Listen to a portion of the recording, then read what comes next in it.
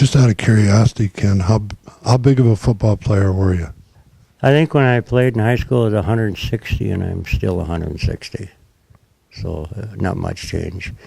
As you come to visit Willmar, have you been back very often over the years?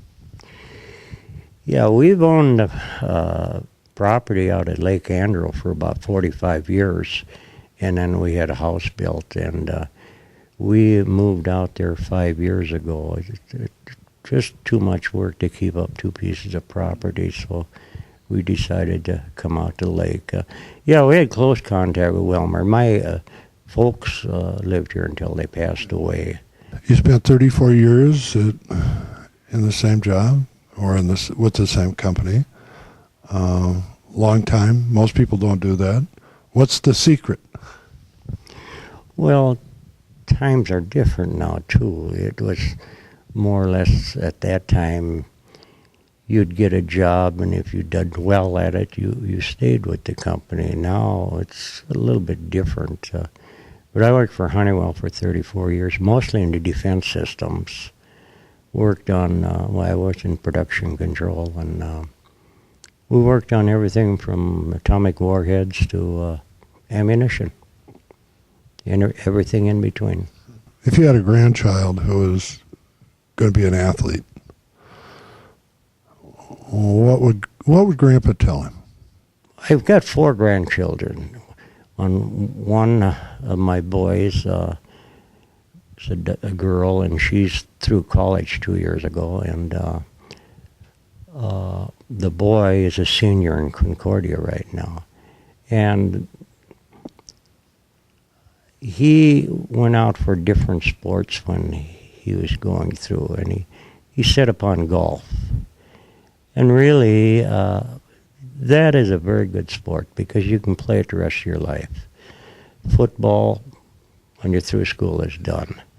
Now I've got another set of grandkids coming up. They're, I think, in the 3rd or 4th grade. If I'm wrong, my wife will nail me. But the girl is the youngest. She's very athletic, very, very athletic, quick. She would make a good athlete, I think. And what I tell her is, if you get interested in it, concentrate on it. As you look back at attending Willmar, do you think did you get what you needed as we prepared you to walk out? And I know it was a few years ago, but do you think you got what you needed when you walked out the door to be successful and have a good life? Yeah, at that time, yes, but you didn't need as much in those days. Now, there's so many demands put on the school now that, my gosh, they got to required for these different things. So, but when I was there, was reading, writing, arithmetic, and of course we had geography and history and stuff like that. But I know my kids got a better education than I did, and I had a decent one. I cannot complain about that. And then I also know my grandkids are getting a better education than my kids. So Ken, your equipment was a little different when you played football. How was it different from particularly the helmet and what you had as protective materials? How is that different than what they wear today?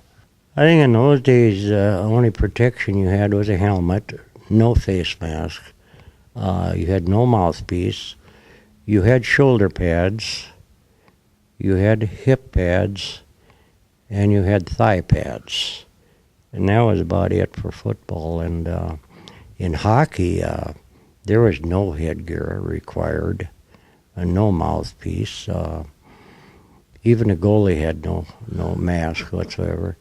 But I can't ever remember people getting hurt much, It's maybe you protected yourself better in those areas and watch it. But I know playing hockey, I've only remember, and it's my best friend in scrimmage, I cut him across his face with my skate. And but really, that's the only serious injury I really remember. I don't know. We weren't as big then, guys. That helped. You were faster. Well, they said we're quick. I don't know. So when you were at the U, I know you didn't hurt your leg as a freshman, but just out of curiosity, who were some of the varsity players when you were there as a freshman? Oh, Bud Grant was an N, Gordy Salto, Leo Nomalini, Clayton Tonemaker, Billy By, Warren Beeson.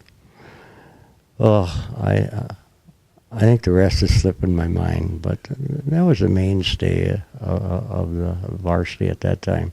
At that time, freshmen did not play. And then they'd go on as sophomore or stuff. But nowadays, they redshirt you and keep you in for 5 years. So, Ken, thanks so much for coming to visit with me today. Welcome to the Cardinal Pride Hall of Fame, and best of luck to you. Last question. Who's going to win tonight? I'm not a good prognosticator, but I hope Willmar does win. And I think it'll be a tough road to hoe, though, but it can be done. They just got to play it tough. Play it tough.